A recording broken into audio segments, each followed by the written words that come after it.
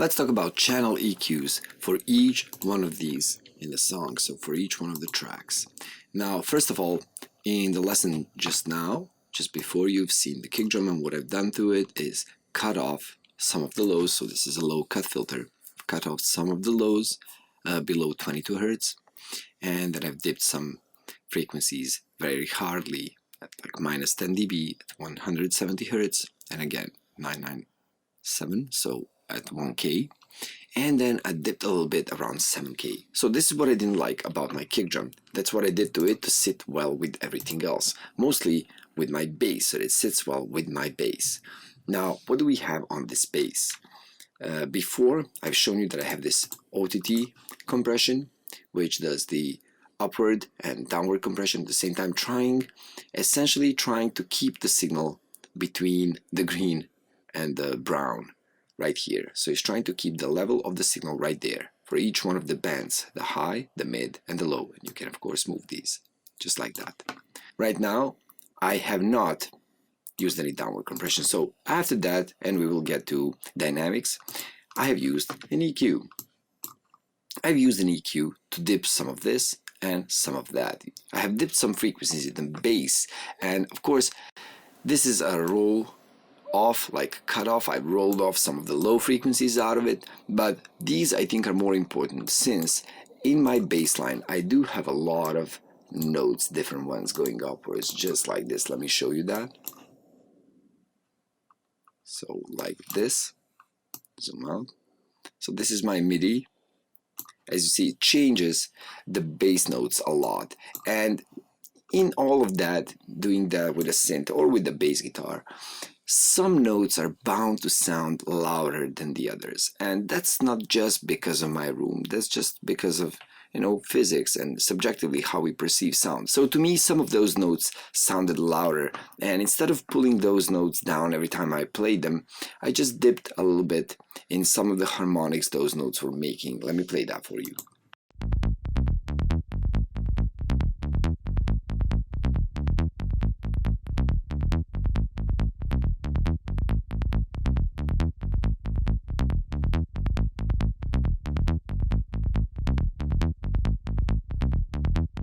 As you can see, I've dipped there a harmonic of my A note and more like that. Not a really big change, except for this, you know, cut of the low frequencies. Not a really big change, not a really big dip.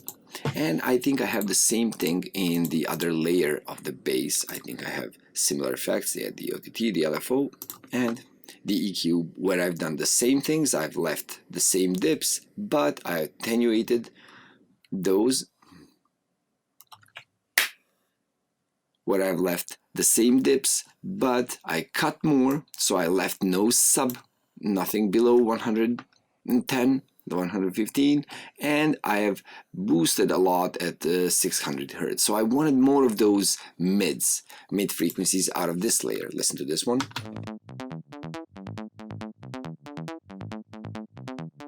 So that's a higher octave, playing the same thing that the other bass was, and together.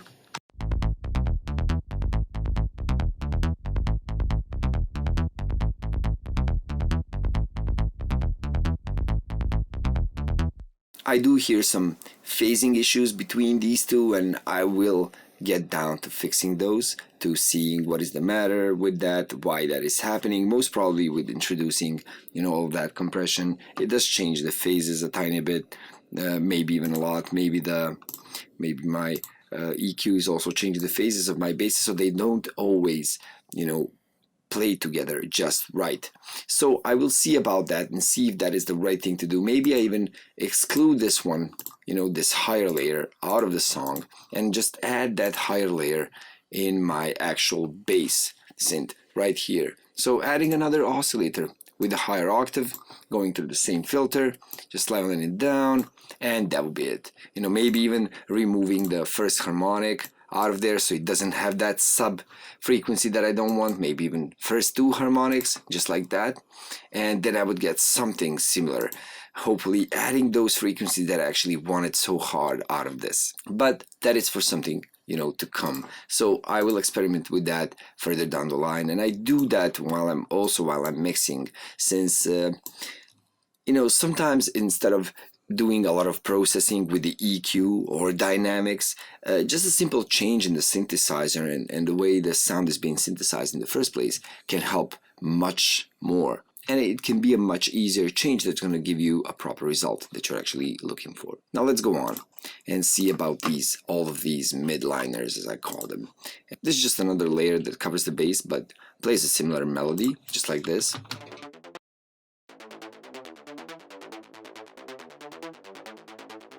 And I think I have two of those.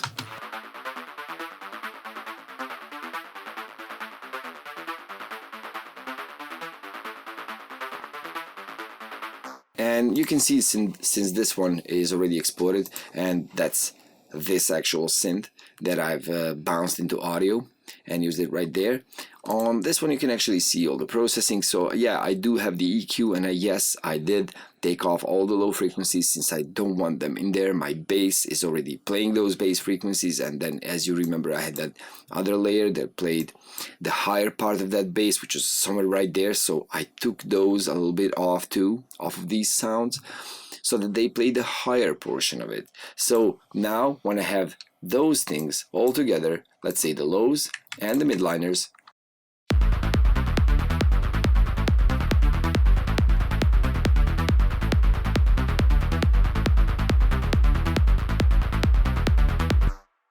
yeah, so I've tried to fill in the entire spectrum. Why? Because that bass line that's playing is actually the main theme, the main melody for the song too. That's the main driving force for it. So I wanted to keep it in focus.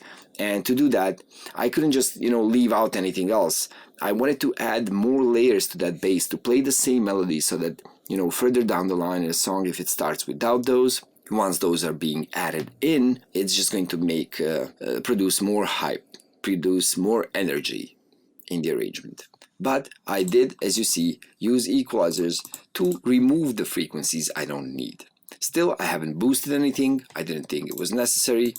Maybe this one I did. Let me check. Yeah, I did boost some of the 3.5K frequencies, but that's already in this audio file. We can go back to that and always, enable it and hear it again in its original MIDI form.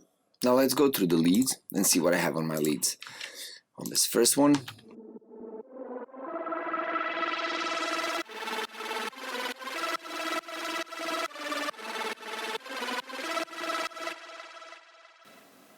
so you can see I have this EQ right here, cutting off a lot of the lows, cutting off some highs too, accentuating basically this higher mids around the 3K, 4K. That's what's being really accented on this sound. Now I can show you what that sounds like without this EQ.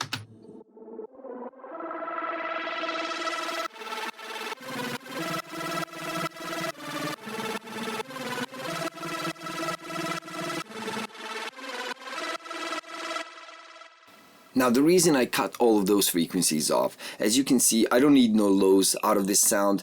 I have already the basses and the layers and everything is filling up everything. I still didn't want that much high frequencies out of this sound, and I'll show you why. And if that was present, all of the highs from these drums,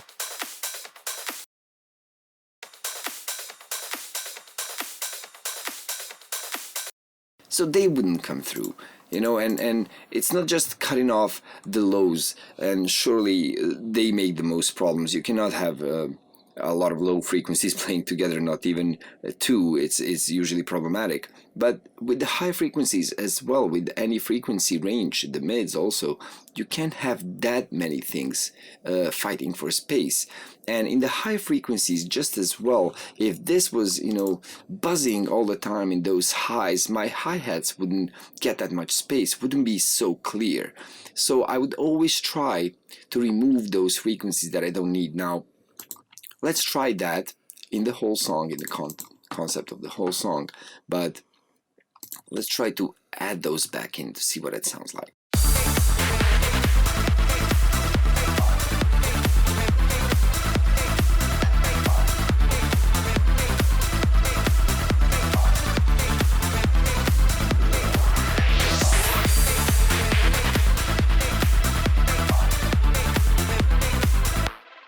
yeah, this just gives more space to the highs and to the high frequencies of all other synths as well, because these also have them.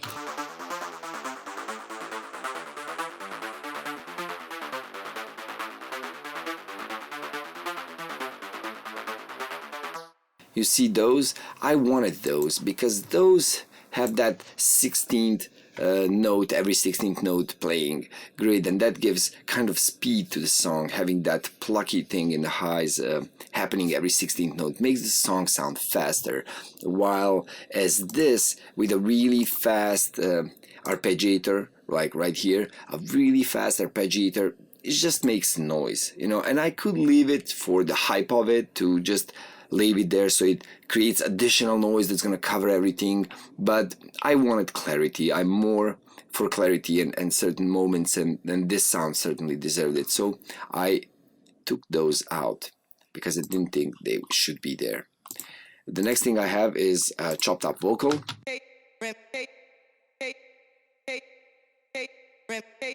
As you see, there's nothing there, there's just a chopped up vocal.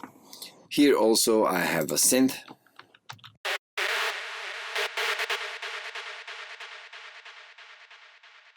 You see I moved a lot of the low frequencies up to really high, up to, what is this? 374, so almost 400 hertz, as I didn't find it necessary to have these low frequencies in there. So let's try to, you know, add some of those back in to see what's actually in there, what's there.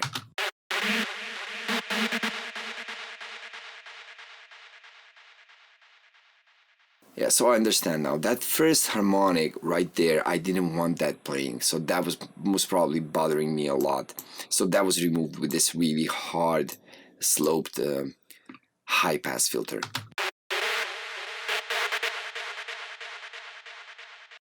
Yeah, just like that. Okay, so what do we have on next? Next we have some pads, most probably. What is this? Or an FX.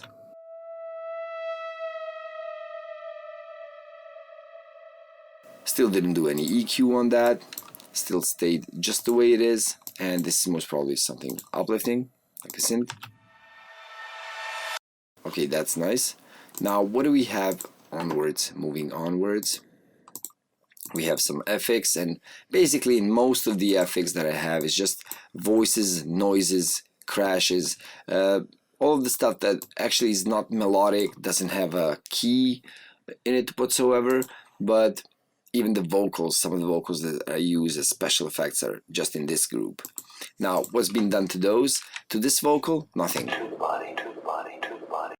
So far to this vocal, nothing's done. No filtering, no EQing, nothing. To this part of that, right here. So this vocal right here, I did do some EQing initially, and that is for the purpose of trying to make it sound like it came off of radio, you know, like off a really, really bad speaker, like through the telephone or AM radio. So there is no low frequencies, nothing below, let's say 500, 400, and upwards 4000. That's kind of that range, you know. Just like that. I just wanted more highs, you know. You don't always have to stick with a prescribed formula, like what really sounds like going through a telephone wire. So I liked it like that, really hardly filtered, so it covers just a certain piece of the spectrum, because it happens only once in a while. So I wanted like that. Let's hear that in the entire song.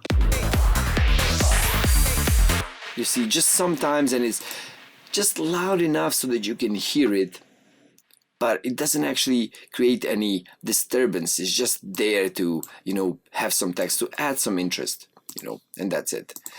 Of course, my crash is just being, you know, high passed. I don't want any low frequencies out of my cymbals. This sound right here does have the lows. I presume it's something with low frequencies, like a low frequency impact. Yeah, like a kick drum with some reverb on it. And right here we have some uplifters.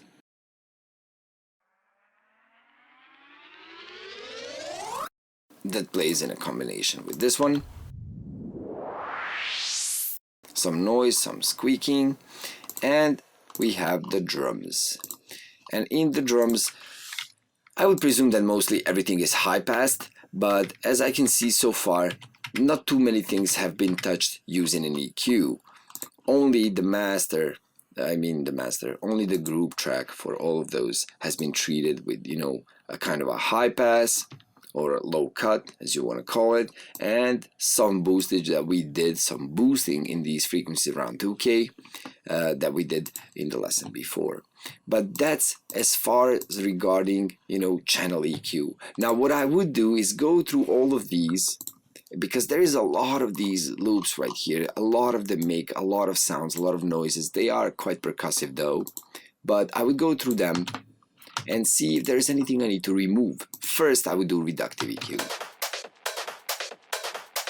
So I could add an EQ right on top of that one. And I do see some low frequencies. I don't want those.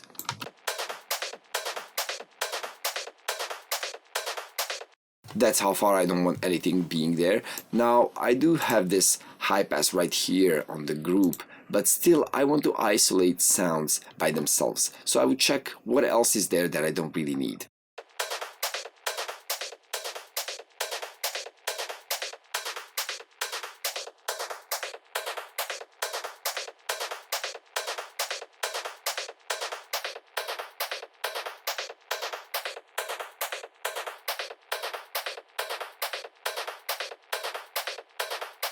Yeah, exactly like that. So I wouldn't want any of these highs right there around 8K, because I hear them in all of the other drums that I made, that I put in there. And this is a song I made quite a while ago, and I think I overdid it, with using too many loops, too many sounds. Still, at the end, some of those just might end up muted, just like that. They wouldn't even play in the song if I decide, or I might even change the entire drum, section in the end. Why not?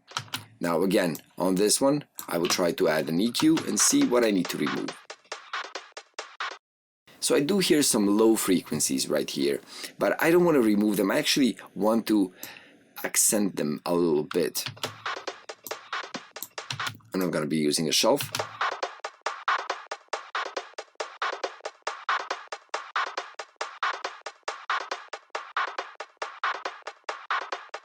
This is actually what I want out of that loop, just those lows.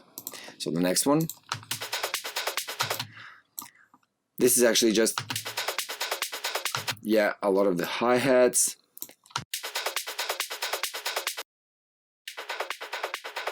I don't think I want the lows out of this. This is just to make the song sound faster. It's just all of those kind of a riding hi-hat thing. A nice clap. I don't think it needs any EQing. Actually this is perfect. I'm not gonna place any processing on that. And I think all of these samples are just a drum section out of another song of mine, so all of those have been treated already, so that's why they don't have any processing. They already have been processed, but I even might do some more processing with dynamics on top of all of these, so they work together just right, so they react off of each other. But basically, as you can see it, this is all the EQ and processing with the spectrum balance mangling that I have on all of my channels. So this is all the channels EQs I have right here. Now, as I've told you already, basically what I've done with those EQs on the channels is mostly trying to remove frequencies I don't need, so doing reductive EQ, and maybe sometimes boosting some frequencies I'd like more out of the entire pack of frequencies out of that sound that I'm trying to process. And while doing that, I did just now solo out some of them to remove the frequencies I don't want. But it's even more effective if you're trying to EQ a sound so that it sits well with other sounds, that you actually listen to that sound with everything else playing together with it. And basically what I would do is play the part of the song where everything is playing, like let's say this part right here. I would loop that and now get to EQing. So side of EQing, first the levels, as you remember, levels and the level faders, some panning and balancing, and then once I'm done with that, I would start doing the EQ, and then I would switch to dynamics and see if any dynamics need a touch-up, of course on the single channels, and then I would get to the processing of buses. So all of these groups right here, and that's what we will be doing in the next lesson. We will talk about the bus EQs, so the EQs that are on these groups.